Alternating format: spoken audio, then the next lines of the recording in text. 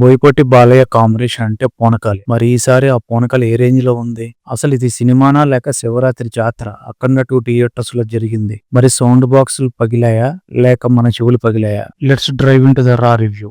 అఖండ 1 create చేసిన impact మామూలుది కాదు. ఇప్పుడు అఖండ 2 థానుతో వచ్చారు.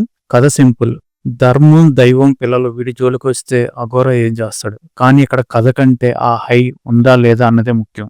ఈ మూవీలో ఇప్పుడు పాజిటివ్స్ మాట్లాడుకుందాం. ఆయన స్క్రీన్ మీదకి వస్తే చాలు లాజిక్స్ పక్కపోతాయి, మ్యాజిక్ మొదలవుతుంది. ఎస్పెషల్లీ అఘోర గెటప్ లో ఆయన డైలాగ్ డెలివరీ గూస్ బంప్స్ తెప్పించినాయి. ఇక తమిళ మ్యూజిక్ గురించి అయితే చెప్పుకుందాం. అసలు బీజిఎం తో థియేటర్ ని ఒక టెంపుల్ గా మార్చేశాడు. కొన్ని సీన్స్ లో సౌండ్ మరి ఎక్కువ అనిపించిన ఆ మాస్ ఎలివేషన్ కి అది అవసరం అనిపించింది. ఇంటర్వెల్ బ్లాక్ మాత్రం నెక్స్ట్ లెవెల్ అని చెప్పాలి. మేజర్ బ్యాక్ డ్రాప్స్ ఏంటంటే లెంత్ దాదాపు 3 గంటలు ఉండటం, కొన్ని షార్ట్లు అయితే సినిమా మనకి చాలా లాగ్ అనిపిస్తుంది. విలన్ క్యారెక్టర్లు అయితే కనుక ఆది పినిప్ సెట్ అయితే బాగున్నాడు. బాలయ్య బాబు రేంజ్ కి సరిపోయేంత స్ట్రాంగ్ గా అని అయితే అనిపించలేదు నాకు.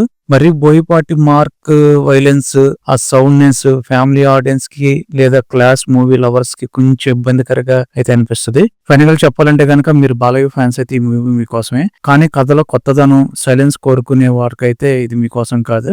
ఫైనల్ గా రా footage rating 3/5.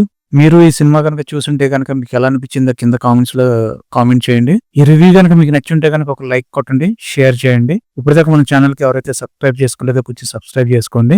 Mid night movie review కోసం అయితే రెడీగా ఉండండి.